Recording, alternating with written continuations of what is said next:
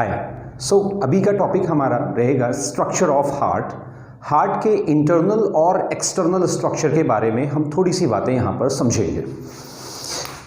Structure of heart में जो मैं सबसे पहले बताना चाहता हूँ वो ये कि एक हार्ट का एक्सटर्नल स्ट्रक्चर कैसा होता है। एक्सटर्नल स्ट्रक्चर कैसा होता है। अगेन मैं एक रफ डायग्राम बनाऊं हार्ट का, तो that will look like this, right. एक मैं रफ डायग्राम बना रहा हूं, इसको थोड़ा सा मैं वाइड कर दूं, राइट। ये part auricle,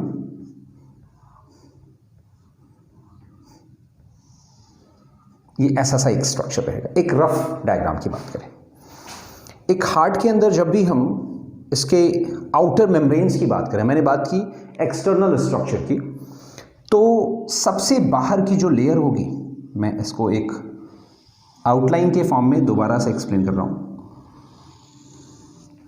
that is called as pericardium.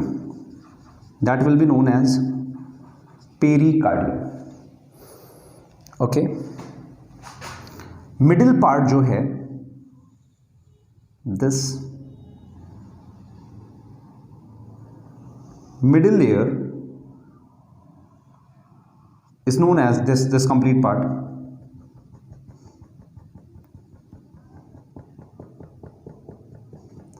This middle part is known as myocardium.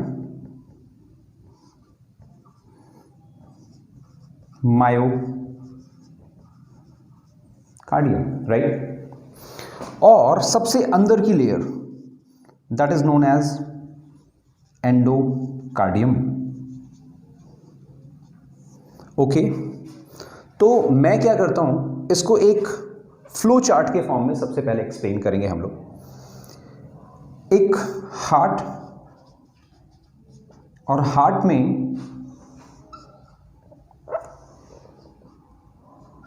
Outer,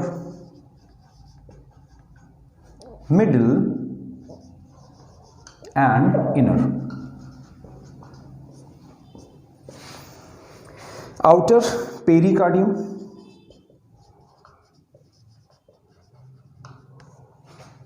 middle myocardium and inner is endocardium. Interesting चीज ये कि ये पेरिकार्डियम फर्दर दो लेयर से बने हुए हैं।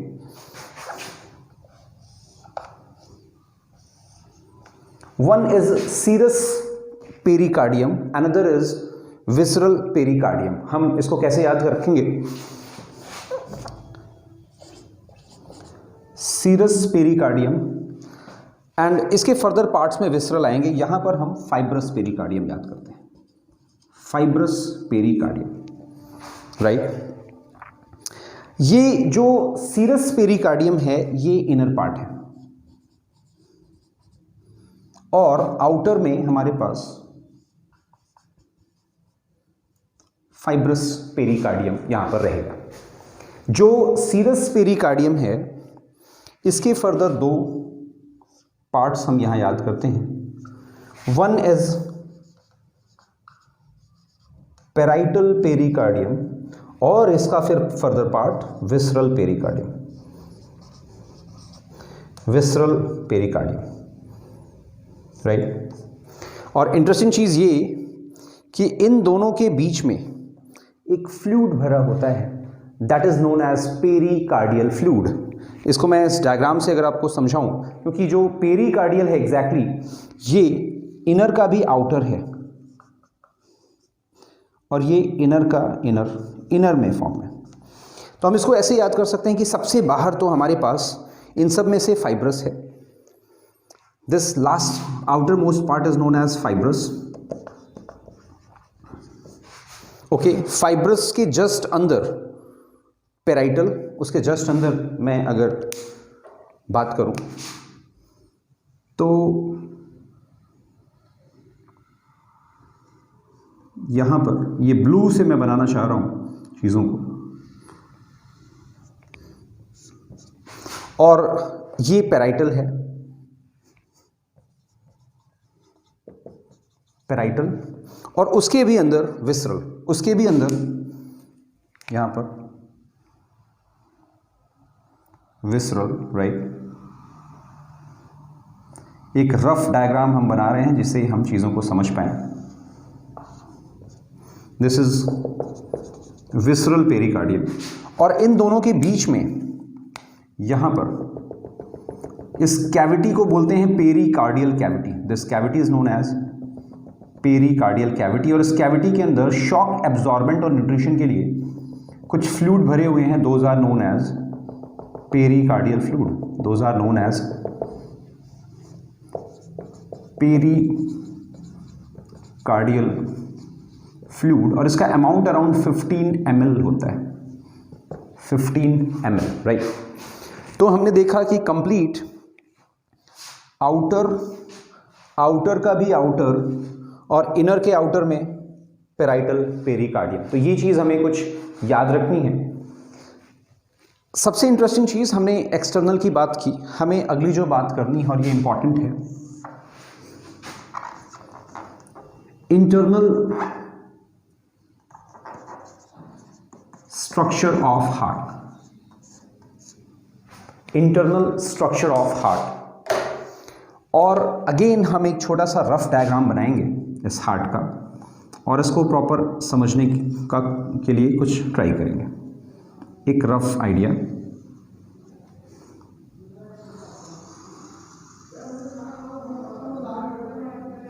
राइट, एक रफ डायग्राम के फॉर्म में हमें समझना ये है कि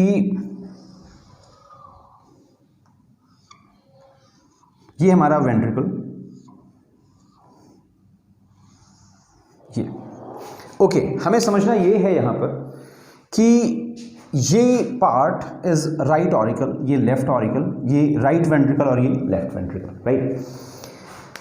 हम देखते हैं कि यहां पर हमारे पास एक वॉल्व प्रेजेंट है। This valve is known as bicuspid valve.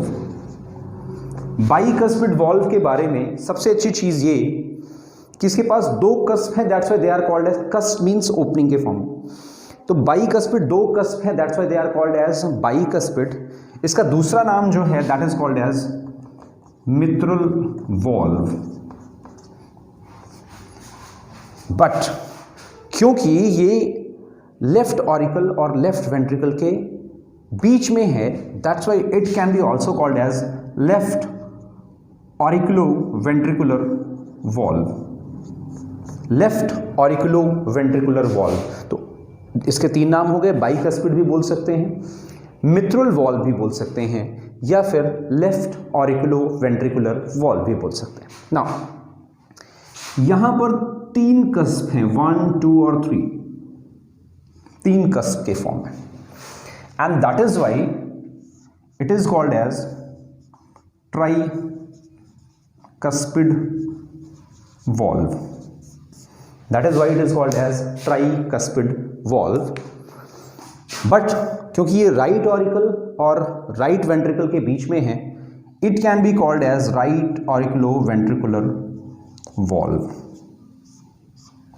ठीक, अच्छा, एक दूसरी बात, ये डायग्राम थोड़ा सा ज़्यादा डेंस होने वाला है, तो हम इसको धीरे धीरे समझते जाएंगे। यहां पर हमारे पास नीचे से इंफीरियर वेना केवा आती है और ओपन होती है राइट ऑरिकल में। This is called as inferior vena cava. कहां से आ रही है? बॉडी से आ रही है, डीऑक्सीजनेटेड ब्लड लेकर आ रही है। और एक ऊपर से आते हैं, इनको बोल रहे हैं हम क्या? सुपीरियर वेना केवा। ये आपके अपर बॉडी पार्ट से डीऑक्सीजनेटेड ब्लड लेकर आते हैं। और साथ साथ में यहां से जो और चीजें रिलीज हो रही हैं वो ये कि जो आपका लेफ्ट वेंट्रिकल है यहां से ओरिजिनेट होता है क्या? Aorta. This part is known as aorta. Okay. Next जो इंपॉर्टेंट और बड़ी चीज़ है जो हमें याद रखनी है, ये एक सिंबॉलिक डायग्राम है, इसको हम समझना है हमें.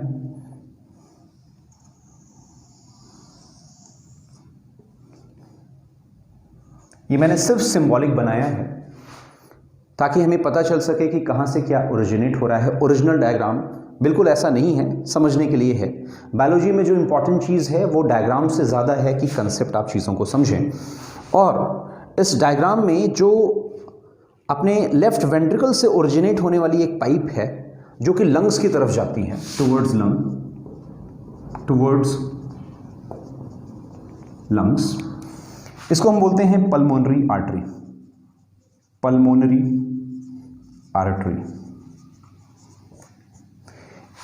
काम की बात ये कि पल्मोनरी आर्टरी और ऑर्टा दोनों के ही बीच में वॉल्व का नाम कॉमन है, सेमी ल्यूनर वॉल्व. उनके शेप के बेसिस पर सेमी ल्यूनर वॉल्व, इनके बीच में जो वॉल्व है, इसके पास भी सेमी ल्यूनर वॉल्व है, इसके पास भी सेमी ल्यूनर वॉल्व है. दोनों के ही वॉल्व को हम लोग सेमी ल्यूनर वॉल्व बोलते हैं. ओके. जो सुपीरियर वेना केवा है, दिस पार्ट सुपीरियर वेना केवा, इसमें एक वॉल्व प्रेजेंट है, इसमें एक वॉल्व प्रेजेंट है and that is known as eustachian valve. Inferior vena cava के अंदर यूस्टेशियन वॉल्व और सुपीरियर वेना केवा के अंदर थिबैशियन वॉल्व.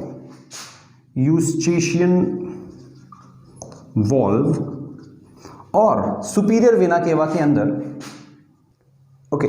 सो इंफीरियर वेना केवा के अंदर यूस्टेशियन वॉल्व प्रेजेंट है और सुपीरियर वेना केवा के पास हार्वेशियन वॉल्व प्रेजेंट है. हार्वेशियन वॉल्व प्रेजेंट है. राइट. इंटरेस्टिंग चीज ये कि जब भी कभी कोई भी हार्ट है वो पूरी ब्लड बॉडी को ब्लड पंप करता है, राइट. और उस पूरी बॉडी को ब्लड पंप करने के लिए उसके पास बहुत सा ब्लड है जो वो पंप करके बाहर भेजता है, बट खुद वो ब्लड कैसे लेता है, खुद वो नरिशमेंट कैसे लेता है, खुद वो ऑक्सीजन कैसे अपने आप को प्रोवाइड करता है. तो उसके लिए ऑर्टा के लोअर पार्ट से एक आर्टरी रिलीज होती है, राइट. और इस आर्टरी के थ्रू कंप्लीट हार्ट को नरिशमेंट मिलता है, कंप्लीट हार्ट को नरिशमेंट मिलता है, राइट. और इसको बोलते हैं अपन coronary artery. This is called as coronary artery. This part is known as coronary artery. Okay. Coronary artery सारा कंबाइंड होकर वेन्स के फॉर्म में बनकर हमारे राइट ऑरिकल में ओपन होते हैं और this is known as coronary sinus. Coronary sinus. Coronary sinus की वॉल्व को हम बोलते हैं valve of Thebesian. This is known as valve of Thebesius. तो हमने देखा क्या कि हमारे पास tricuspid valve, bicuspid valve, semi lunar valve, ये 4 वॉल्व यहां पर, 2 वॉल्व यहां पर, एक हार्वेशियन वॉल्व और एक यूस्टेशियन वॉल्व, और कोरोनरी साइनस में वॉल्व ऑफ थिबैशियस, ये वॉल्व है. इंटरेस्टिंग चीज ये कि 2 पेयर पल्मोनरी वेन्स आते हैं. कहां से? लंग से. ये 1 पेयर इधर, एक लंग से, और दूसरा पेयर इधर, दूसरे लंग से. और काम की बात यह कि इसमें किसी भी तरह की वॉल्व नहीं होते हैं. तो हमारे पास ये एक रफ डायग्राम है किसी भी हार्ट के इंटरनल स्ट्रक्चर का और हार्ट के एक्सटर्नल स्ट्रक्चर का जो हमें समझना है. और इसके बाद हम लोग समझेंगे कि एग्जैक्टली हार्ट में further processing like ECG graph कैसे होते हैं और लब डब साउंड वगैरह, ये सारी चीज़ें हमने आगे समझनी है.